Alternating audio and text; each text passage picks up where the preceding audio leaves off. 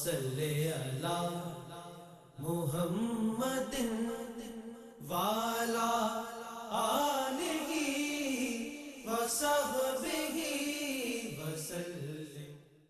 بسم اللہ الرحمن الرحیم۔ اللہ تبارک و تعالیٰ کے پاکیزہ نام سے آغاز کرتا ہوں جو بہت مہربان نہایت رحم والا ہے۔ درس بخاری کا سلسلہ 1400 نمبر حدیث پاک تک پہنچا تھا۔ ہم نے 2 حدیثیں پچھلے پروگرام میں عرض کی تھیں، 1399 اور 1400۔ دونوں حدیثوں کے مضامین ملائیں گے تو پوری بات سمجھ میں آتی ہے۔ حضرت ابو ہریرہ رضی اللہ تعالیٰ عنہ اس کے راوی ہیں کہ جب نبی کریم صلی اللہ علیہ وسلم کا وصال ہوا اور صدیق اکبر رضی اللہ تعالیٰ عنہ نے خلافت کا منصب سنبھالا ہے تو عرب قبائل میں سے جنہوں نے کفر کیا انہوں نے کفر کیا۔ یہ میں نے آپ کو سمجھا دیا تھا کہ 3 طرح کے لوگ تھے۔ ایک وہ جو مسیلمہ کذاب کو نبی مان کر مرتد ہو گئے، دوسرے اسود عنسی کو، اور تیسرے وہ لوگ جنہوں نے زکوٰۃ کی فرضیت کا انکار کر دیا۔ یہ مرتد ہو گئے، ان کے خلاف جہاد ہوا باقاعدہ اور ان کو ٹھکانے لگایا گیا۔ چوتھا جو گروہ تھا وہ اس کے بارے میں خصوصی طور پر حضرت عمر فاروق رضی اللہ تعالیٰ عنہ نے آگے کلام کیا کہ حضرت عمر نے کہتے ہیں کہ آپ لوگوں سے کس طرح قتال کریں گے، حالانکہ رسول اللہ صلی اللہ علیہ وسلم نے فرمایا ہے کہ جس نے یہ کلمہ یعنی لا الہ الا اللہ پڑھ لیا اس نے مجھ سے اپنے مال اور جان کو محفوظ کر لیا، سوائے اس کے کہ جو اسلام کا حق ہو وہ اللہ کا پھر ذمہ ہے۔ وہ میں نے آپ کو بتایا کہ اگر کوئی زکوٰۃ نہیں دیتا تھا تو پہلے زمانے میں حاکم اسلام زکوٰۃ وصول کرتا، سختی کے ساتھ کرے گا، اس میں رعایت نہیں کی جائے گی۔ اسی طرح اگر خدا نخواستہ کسی نے عمداً قتل کیا کسی مسلمان کو تو قصاصاً اس کو قتل کیا جائے گا جبکہ وہ رسا راضی نہ ہوں۔ تو یہ تو چونکہ اسلام کا حق ہے، اس میں مسلمان کو کلمہ پڑھنے کے باوجود مارا جائے گا، ورنہ لیکن جو زکوٰۃ کی ادائیگی کا فی الحال انکار کر رہے ہیں، فرضیت کے نہیں ادائیگی کا انکار کر رہے ہیں، وہ تو کلمہ گو ہیں، ان کے خلاف جہاد کیسے ہوگا؟ اور یہ میں آپ کو پہلے سمجھا چکا ہوں کہ چوتھا گروپ وہ تھا کہ جو زکوٰۃ کی فرضیت کا انکار نہیں کرتا تھا، لیکن وہ یہ کہتے تھے کہ چونکہ اللہ تعالیٰ نے اپنے حبیب کو مخاطب کر کے ارشاد فرمایا کہ آپ ان لوگوں سے ان کے مالوں کے صدقات وصول فرمائے اور ان کو پاکیزہ کر دیں، تو یہ حق صرف نبی کریم صلی اللہ علیہ وسلم کا تھا، لہٰذا خلیفہ زکوٰۃ وصول نہیں کریں گے۔ اس پر پھر حضرت صدیق اکبر رضی اللہ تعالیٰ عنہ کی رائے یہ تھی کہ چونکہ خلافت کا نظام چلانے کے لیے مال کی حاجت ہے، کیونکہ خلافت کا نظام خالی یہ تو نہیں کہ بیٹھ کر آپ فیصلے کریں، بلکہ نظام کا مطلب تو یہ ہے کہ پوری رعایا کو سکون سے رکھا جائے، ان میں مالی توازن قائم کیا جائے، لوگوں کی جو غریب لوگ ہیں ان کو بیت المال سے وظائف دیے جائیں تاکہ وہ کرپشن کا راستہ اختیار نہ کریں خدا نخواستہ، کیونکہ جب روزگار نہیں ہوتا، جب انسان کو کھانے پینے کو نہیں ملتا تو پھر شیطان اس کو بہکاتا ہے اور وہ غلطی کی طرف جاتا ہے۔ اور اس وقت اس کا بہترین طریقہ یہ تھا کہ لوگوں سے زکوٰۃ وصول کر کے بیت المال میں رکھی جائے اور پھر لوگوں کے اندر تقسیم کی جائے۔ تو آپ نے پھر یہی حضرت ابوبکر صدیق رضی اللہ تعالیٰ عنہ کی ذاتی رائے یہ تھی کہ اگر ہم زکوٰۃ وصول نہیں کریں گے تو کار خلافت چلانا مشکل ہوگا، یہاں نظام بگڑے گا تو جہاں جہاں اسلامی حکومت سب جگہ نظام بگڑے گا اور اسلام مغلوب ہونا شروع ہو جائے گا، دوسرے غالب آ جائیں گے۔ تو یہ ایک بڑی نفیس سوچ تھی، لیکن حضرت عمر فاروق رضی اللہ تعالیٰ عنہ نے اولاً اس سوچ کی گہرائی کو نہ جانا اور آپ نے ظاہری حدیث سے لیکن پھر خود کہتے ہیں جیسے اگلے حدیث میں ہے کہ صدیق اکبر رضی اللہ تعالیٰ عنہ نے کہا کہ خدا کی قسم میں ان لوگوں سے ضرور قتال کروں گا جو نماز اور زکوٰۃ میں فرق کرتے ہیں۔ پھر آپ نے فرمایا کہ واللہ نبی کریم صلی اللہ علیہ وسلم کے دور اقدس میں اگر کوئی بکری کا بچہ بھی بطور زکوٰۃ دیتا تھا اور اب نہیں دے گا تو میں اس سے قتال کروں گا۔ تو حضرت عمر فاروق رضی اللہ تعالیٰ عنہ کہتے ہیں کہ بس پھر میں سمجھ گیا یہ وہی چیز ہے جو اللہ نے ان کے قلب میں ڈالی ہے، یعنی یہ حق ہے، اور آپ نے گویا کہ اپنی رائے سے رجوع کر لیا۔ تو پچھلے پروگرام میں لاسٹ میں آپ کو سمجھا رہا تھا کہ فقہاء کے مابین اختلاف یا علماء کے مابین فقہی اختلاف جو ہے، ایک کہتا ہے یہ جائز ہے، دوسرا کہتا ہے ناجائز ہے۔ جیسے آج کل بٹ کوائن کا مسئلہ ہے، ہو سکتا ہے کچھ علماء جائز کہہ رہے ہوں اور جو تحقیق کرنے والے علماء ہیں محتاط ہیں وہ اس کو ناجائز کہتے ہیں۔ ٹیسٹ ٹیوب بیبی کا مسئلہ ہے، کچھ ہو سکتا ہے جائز کہیں، کچھ ناجائز کہیں۔ انتقال خون کا مسئلہ ہے، اعضاء کی ڈونیشن کا مسئلہ ہے، اسی طرح انٹرنیٹ پر ٹریڈنگ کا مسئلہ ہے، اسپیکر پہ نماز پڑھانے کا مسئلہ ہے، چلتی ریل گاڑی میں نماز ادا ہو جاتی ہے یا نہیں، ہوائی جہاز پر نماز ادا ہوگی یا نہیں، اس کا مسئلہ ہے۔ رؤیت ہلال کے اندر کتنا اختلاف ہوتا ہے، آپ یہ دیکھیں چاند کے مسئلے پر آراء مختلف ہو جاتی ہیں۔ خلاصہ کلام یہ ہے کہ یہ فقہی اختلاف کوئی بری چیز نہیں ہے، یہ سابقہ دور میں بھی رہا اور اس دور میں بھی رہا ہے اور ہمیشہ رہے گا، کیونکہ جب اختلاف ہوتا ہے تو پھر سوچ و فکر کی جاتی ہے، لوگوں کے لیے حل نکالا جاتا ہے۔ اب اللہ تعالیٰ نے فرمایا فَاسْأَلُوا أَهْلَ الذِّكْرِ إِن كُنتُمْ لَا تَعْلَمُونَ، تم نہیں جانتے تو اہل علم سے سوال کرو۔ اب کسی کی رسائی کسی عالم تک ہوتی ہے، کسی کی کسی گروہ تک ہوتی ہے، کوئی کسی کے قول میں آسانی محسوس کرتا ہے، کوئی کسی کے قول میں، اس طرح لوگوں کے لیے بھی ایک رحمت اور آسانی پیدا ہو جاتی ہے۔ تو اس لیے جو لوگ کہتے ہیں کہ جو علماء آپس میں لڑتے رہتے ہیں، یہ لڑتے نہیں ہیں، یہ فقہی اختلاف رکھتے ہیں، مسائل میں اختلاف رکھتے ہیں، اور یہ شریعت نے علماء پر واجب کیا ہے کہ جو مجتہد قسم کے، یعنی جو جدید مسائل میں نظر رکھنے اور اپنی رائے دینے کے اہل ہیں، وہ اگر جدید مسائل کا حل نہیں نکالیں گے، کون نکالے گا یہ بتائیے؟ عوام نکالے گی؟ عوام تو نکال نہیں سکتی۔ اچھا، اب جب ایک عالم نکال رہا ہے تو یہ تو کر نہیں سکتا کہ وہ کہے آپ نکال لیں، جو نکالیں گے میں آپ کے پیچھے چلوں گا۔ تو پھر اللہ نے جو آپ کو علم دیا اس کا فائدہ کیا ہے؟ اس لیے ہر ایک اپنے علم اور سوچ اور فکر کے مطابق نتیجہ مرتب کرے گا اور اس کے مطابق وہ بیان کرے گا، اس میں پھر آراء میں اختلاف ہو سکتا ہے۔ اور یہ میں آپ کو پچھلے پروگرام میں بھی سمجھا چکا ہوں، خود امام اعظم ابو حنیفہ آپ کے شاگردوں کا اختلاف رہا ہے، ائمہ اربعہ کے مابین اختلاف رہا ہے، 1500 سال میں اختلافات رہے ہیں، یہ کوئی بری چیز نہیں ہوتے، بلکہ صحیح ہے کہ یہ امت کے لیے آسانی پیدا کر دیتے ہیں۔ تو اس لیے بالکل اس میں تشویش کا شکار ہونے کی حاجت نہیں ہے۔ لیکن اب آپ دیکھیں، جب حضرت عمر فاروق رضی اللہ تعالیٰ عنہ نے مزید غور و تفکر کیا اور اللہ تعالیٰ نے آپ کے قلب میں یہ بات ڈال دی کہ صدیق اکبر رضی اللہ تعالیٰ عنہ اس موقع پر اس رائے میں اور اس فیصلے میں مضبوط ہیں اور حق پر ہیں، تو آپ نے اپنے قول سے رجوع کر لیا۔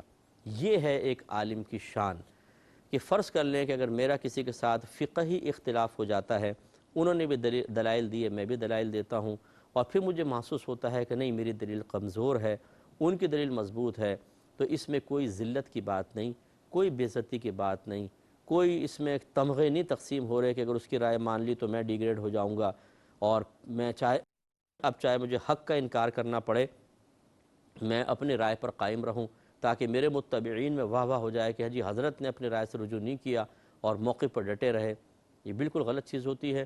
اگر میں سمجھتا ہوں کہ سامنے والے کی رائے بالکل ٹھیک ہے اور وہ مجھ سے زیادہ قوی دلائل دے رہا ہے، تو مجھ پر فرض ہے کہ میں اپنے قول سے رجوع کروں۔ رجوع کرنے کا مطلب ہوتا ہے یہ کہنا کہ میں اپنے قول کو چھوڑتا ہوں، میری رائے ٹھیک نہیں تھی، میں اس رائے میں کمزور ہوں، آپ اس رائے میں قوی ہیں اور آپ کی رائے درست ہے، میں آپ کی رائے کو قبول کرتا ہوں۔ یہ ہے اپنے قول سے رجوع کرنا، اور یہ بڑی ہمت کا کام ہوتا ہے۔ میں نے جیسے آپ کو پچھلے پروگرام میں بھی اصول عرض کیا تھا کہ اگر کوئی مسئلہ ایسا پیدا ہو جاتا ہے جو فقہی مسئلہ ہے جس میں علماء کی آراء مختلف ہوں، اس میں ضابطۂ شرعیہ یہی رکھا گیا ہے کہ جس طرف اکثر مفتیان کرام ہوں گے حق اسی کے ساتھ ہوگا۔ جب حق اسی کے ساتھ ہے، یہ ضابطہ قاعدہ ہے، تو دوسرے کو حق قبول کرنا چاہیے۔ میرے خیال میں تو مطلب اس میں کسی کا اختلاف نہیں ہے اور نہ ہونا چاہیے، جو میں ضابطہ آپ کی خدمت میں عرض کر رہا ہوں۔ لہٰذا معلوم یہ ہوا کہ جو کم تعداد میں ہیں ان کو تو یہ بالکل حق حاصل نہیں ہے کہ زیادہ تعداد والوں کو یہ کہیں کہ آپ سب نے گمراہی پر اتفاق کر لیا ہے، اس لیے کہ میرے آقا صلی اللہ علیہ وسلم نے واضح طور پہ فرمایا کہ لا تجتمع امتی علی الضلالہ، میری امت کبھی گمراہی پر مجتمع نہیں ہو سکتی ہے، نہیں ہوگی۔ امت سے مراد جس میں عوام بھی ہیں، علماء ہیں، مفتیان کرام ہیں، یہ سب متفق ہو جائیں کسی غلط چیز پر، ایسا نہیں ہو سکتا۔ تو لہٰذا عارضین کی ساری کا تقاضا تو یہ ہے کہ ہم اپنی رائے پر قائم رہیں گے، ہمیں اس میں زیادہ احتیاط نظر آتی ہے، لیکن حق آپ ہی کے ساتھ ہے۔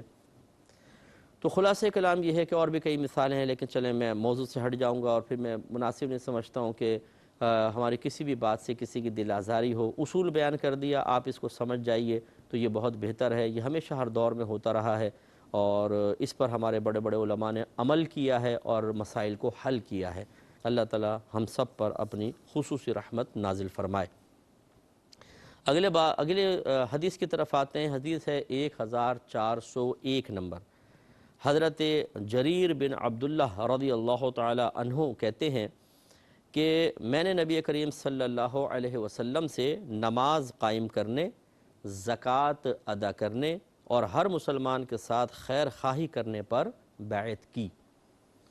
یعنی نبی کریم صلی اللہ علیہ وسلم دو طرح کی بیعت لیا کرتے تھے۔ ایک تو جب کوئی غیر مسلم اسلام میں داخل ہونے لگتا تو میرے آقا صلی اللہ علیہ وسلم اس سے چند وعدے لیا کرتے تھے، مثال کے طور پہ تم اللہ کو وحدہ لا شریک مانو گے، اللہ کے سوا کوئی عبادت کا لائق نہیں ہے یہ مانو گے، میں اللہ کا رسول ہوں، قرآن پاک اللہ کی کتاب ہے، اس طریقے سرکار بیسکس پہ مطلب اس سے وعدہ لیتے تھے کہ تم ان بنیادی عقائد کو لوگے اور مسلمانوں کے ساتھ ہوگے۔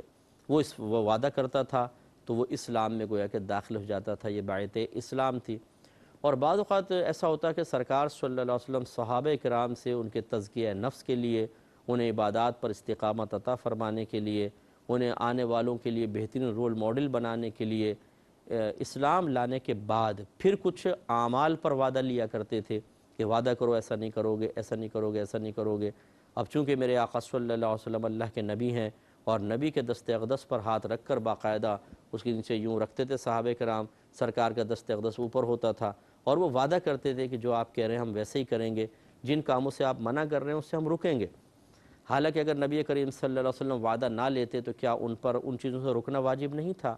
جن چیزوں کو اللہ تعالیٰ نے فرض یا واجب قرار دیا ان کا ارتکاب ان پہ لازم نہیں تھا؟ تو لازم تھا، لیکن اس کے باوجود نبی کریم صلی اللہ علیہ وسلم نے باقاعدہ ان سے بیعت لی اور وعدہ لیا تاکہ اگر ویسی مطلب چھوڑ دیا جائے تو وہ بھی اہم چیزیں تو ہیں اور اس کی اہمیت کا کوئی انکار نہیں کر سکتا، لیکن جب ایک اہم چیز پر ایک وعدہ بھی لے لیا جائے تو اس کی اہمیت اور بہت زیادہ بڑھ جاتی ہے، اور پھر دوسرے بھی اس کو کہتے ہیں کہ بھئی جب یہ پہلی اہم تھی لیکن نبی کریم نے اس پر مزید وعدہ لیا تو اس کا مطلب ہے کہ اس میں اب مجال انکار نہیں اور اس میں کوتاہی نہیں ہونی چاہیے۔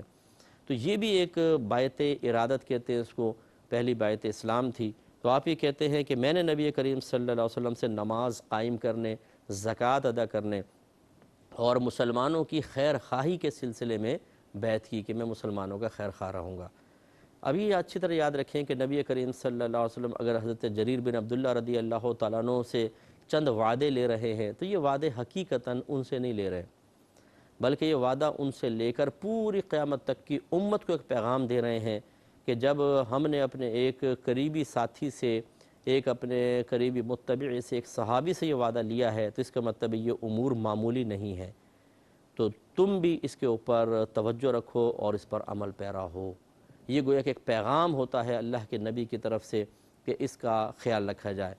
تو اس کا مطلب یہ ہوا کہ جریر بن عبداللہ رضی اللہ تعالیٰ عنہ بیعت کرنے کے بعد اس بات کا وسیلہ بن گئے کہ ایک نصیحت رحمت کونین صلی اللہ علیہ وسلم کی طرف سے ہم تک پہنچ گئی کہ ہمیں نماز قائم کرنی ہے، ہمیں زکوٰۃ ادا کرنی ہے اور مسلمانوں سے خیر خواہی کا ثبوت دینا ہے۔ تو نماز قائم کرنے کا مطلب 5 وقت نماز اگر کوئی عذر نہ ہو تو باجماعت پڑھنا، اگر کوئی صحیح عذر موجود ہے تو کم از کم پھر اکیلے 5 وقت کی نماز پڑھنا، وہ بھی اگر عذر نہ ہو، کوئی اگر خدا نخواستہ صحیح عذر ہے جیسے بہنوں کو حیض نفاس کا مسئلہ ہے یا کوئی شخص ہے وہ بہت زیادہ بیمار ہے اور وہ اٹھ بھی نہیں سکتا ہے، اشارہ سے بھی نماز نہیں پڑھ سکتا ہے تو نماز ساقط ہوتی ہے، لیکن اگر یہ آزار نہ ہو تو 5 وقت نماز باجماعت پڑھنا، نماز پڑھنا فرض، جماعت سے نماز پڑھنا واجب ہے۔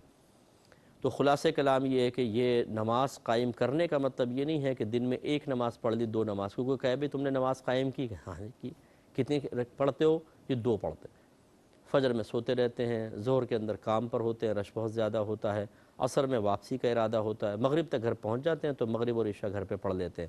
یہ نماز قائم کرنا نہیں ہے۔ قیام نماز کا مطلب 5 وقت نماز باجماعت ادا کرنا، اگر صحیح عذر ہے تو کم از کم 5 وقت نماز اکیلے پڑھنا۔ دوسرا زکوٰۃ ادا کرنا، تو یہ بھی مطلب یہ کہ بعض لوگ جو ہیں وہ اس پہ توجہ نہیں کرتے ہیں کہ نبی کریم صلی اللہ علیہ وسلم نے زکوٰۃ کی ادائیگی کی سختی فرمائی ہے، تلقین فرمائی ہے، آگے وعیدیں بھی آ رہی ہیں، قرآن نے جا بجا زکوٰۃ کے بارے میں فرمایا، لیکن ادائیگی دور کی بات، ہمارے مسلمان بھائی بہن اس کے احکام بھی سیکھنے کے لیے تیار نہیں ہیں۔ وہ خوفزدہ ہوتے ہیں کہ شاید اگر بہنیں خاص طور پہ کہ اگر میں نے زکوٰۃ کے مسئلے سیکھ لیے تو میرے سونے کے سیٹ خطرے میں نہ پڑ جائیں، میری فلاں چیز، میرا کیش خطرے میں نہ پڑ جائے، میرے پرائز بانڈ خطرے میں نہ پڑ جائیں۔ ارے بہن، خطرے میں نہیں، یہ خطرے سے باہر نکلیں گے۔